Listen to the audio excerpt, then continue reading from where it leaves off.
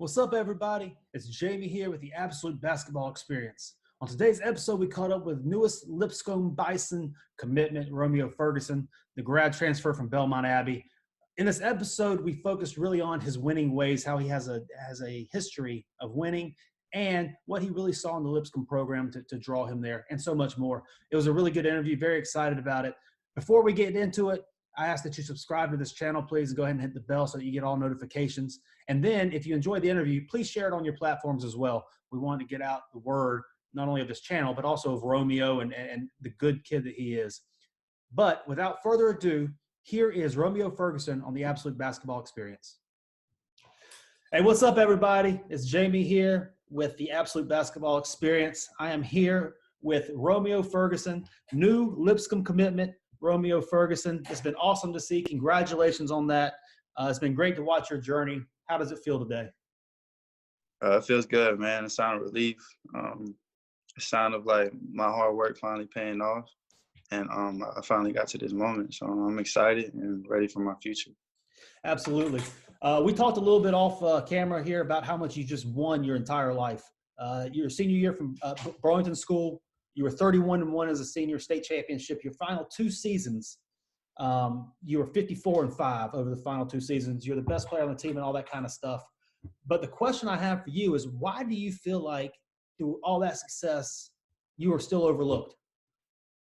I think it was just my style of play. I was never really strong in one aspect of the game. I was more of an all-around player, from the point to the four. And I think people just overlooked it, or didn't take it as serious. You know what I'm saying? Yep. But I never changed my game. I just kept throughout my whole college career. I just kept playing the same way. So it finally paid off now. And I guess, did that overlook, no matter the amount of success you had, did that put a chip on your shoulder? Did that For early sure. stuff give you the fuel to be the success as you are now? Oh, for sure. Other things as well, but definitely that chip was definitely there through all levels of everywhere I've been, from prep school to Lincoln Memorial to Belmont Abbey. I always had that chip. And you mentioned your game. You have a very unique style. How would you describe your game? Just versatile, man. I'm not really a true point, a true two, or 2, 3, or 4. I play to win, and that's my biggest thing. Whether it's the point, 2, or 3. Who do you watch at the next level, and who would you say that you compare yourself to? I watch a lot of Paul George, DeMar DeRozan, two-way guys for sure. But people also attack, and Kyrie. I just like the way, as a point guard, he's a facilitator, and how he get people, how he gets the game going for sure. So. And after you graduated high school at the Burlington School, you went on to Moravian Prep, played a prep season there. With this COVID-19 quarantine type thing, it's looking like there's a ton of kids that might actually have to go the prep route, with the lack of being seen and everything. How was your experience in prep school, and how was that experience for you? My experience at Moravian was fine. It's better for some than others, of course, but I think like it tests you if you really want to play in the next level. You know what I'm saying? So I think that's the borderline of what gets people ready for the next level, because you're competing. And so I think it's a good idea. I would say just do your research on the programs that you're going to, and don't get caught up in the name, for sure. Absolutely. And then fast forwarding to your career at Belmont Abbey, I'm going to look at my notes here to make sure I get this right. So last year you averaged 17.9 points, 7.3 rebounds, 4.7 assists, shot 45% from three, 55% from the field. You were first in the conference in total assists and top 10 in the league in minutes played, field goals, field goal percentage, three-point percentage, defensive rebounds, total rebounds, points scored, and points per game. You were all conference. You were defensive player of the year. You seemed to be pretty locked in last year. Yes, sir. It was a business trip, man, for sure. And my biggest thing was just to win games. I really wanted to get a conference championship with Dan Fickey and Daquan Abram. We were both seniors, so I really just locked in, man, and just letting the cards play for itself. And being locked in with getting that type of success, both on the court, you're getting wins as well, playing for your coach and everything. What was that whole experience like for you, experiencing that type of success at the collegiate level? To be real, it was just normal, man. I wasn't used to it. Like you said, I was just playing my game. I was never the type to get caught up in the fame or clout. I was just playing. Like I felt like I was just a regular kid out there, just competing, just trying to play the game.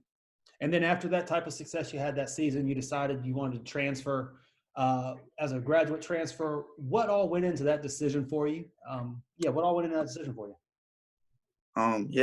Actually, I came into the decision not knowing what the outcome would be. I had talked to Dan and Vicky just to make sure, like, if I could come back just in case if it didn't work out, you know what I'm saying? So I was really blind coming into the process. To be honest, I thought it was going to be between one or two schools, but once the process got going and I finally got my release papers, like from high level to high major to mid major to low major, Division I program started reaching out, and then it was just like a relief or like eye opener, like, wow, I could really do this. So, yeah. And then on that side of things too, this was a unique recruiting process, you know, being quarantined and all that kind of stuff, having to do a lot of FaceTime and Zoom calls. What was the process like for you recruiting, and how did you differentiate between schools to where the best fit for you would be? It's a weird time for sure, but I think just watching a lot of film, man, and just praying, just talking to God is really ultimately wherever you go, whoever decides to go anywhere is going to be based off faith. If you don't have a prior relationship to the coaching staff or whatever, and just talking to God, just watching a lot of film, and just doing your research the same way coaches are doing their research on you, seeing who they know, see if your coaching staff know them, and you know what I'm saying. So that was my biggest thing, having a great support system. Somebody to lean on to ask questions. Absolutely. And then ultimately you chose Lipscomb. They've had a lot of success these last, few years and everything. What was it about that program for you that set them apart from everybody else? Just the coaching staff, man. I felt at ease. My biggest thing when I talk to coaches, I try to get away from basketball and just see what they are as a person. So just talking to them, Coach Acuff and Coach Murray, seeing great guys just off the court. So that's what struck me and what stood out to me between them and other programs. And how do they expect to use you? I mean, obviously with the unique style that we've already touched on and everything, what was their pitch to you is how they're looking to use you and how you're looking to play? And that's another thing. Between this transition from D2 to D1 or from one school to another, I just want to make sure I could come in smoothly and the transition would be smooth and not difficult for me. I understand that I'm going to have to develop and change a few things, but I'm not going to have to change drastically my game. And that's what they said. And I believe it as far as what they need and what they have already. I feel like I could come in and make a big impact right away. It says in your bio that your favorite quote was "Only a fool trips on what's behind them." Right. What does that mean to you, and how do you apply that to your life? Just not to look back, man. I've been through a lot of obstacles in life on and off the court, and just not to have any regrets. You know what I'm saying? My decisions were based on me and what I thought was right, and some of it worked out, some of it didn't. But I believe you can't look back and trip over what's behind you. You know what I'm saying? You have to look forward. No doubt. Well, you've done a heck of a job. It's been awesome to watch your progress. It's great to finally see you get the notoriety that you deserve. And I've been fortunate to watch it and be a fan of it for a while now. What do you have to say to your future Lipscomb fans, to the team, to the people they're going to be pulling for you next year? What do you have to say to them? Let's go to the tournament. Let's go to the dance, man. I plan on winning, so.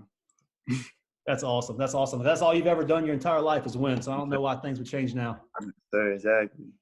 Romeo, congratulations. I appreciate you joining us here on the Absolute Basketball Experience, and I'm very excited about what's to come for you in the future. Okay, thank you. Absolutely. For Romeao Ferguson, your newest Lipscomb basketball player, I'm Jamie Shaw. Thank you guys very much. And there you have it. The Absolute Basketball Experience interview with new Lipscomb Bison wing, Romeao Ferguson. Thank you very much, Romeo, for coming on the show. Unbelievable interview. Guys, we'd like to ask that you go ahead and subscribe to this podcast. And we also ask that if you enjoyed the interview, please go ahead and share it on your platforms. We'd love to see it. In the comment section below, we'd love to hear your thoughts on Romeo and his journey. I thought it was very interesting. The path that he took was unconventional, yet he bet on himself and attained his dream. Very good story to tell, very good story to share. But in the meantime, I'm Jamie Shaw with the Absolute Basketball Experience. Thank you to Romeao Ferguson, and we will see you later.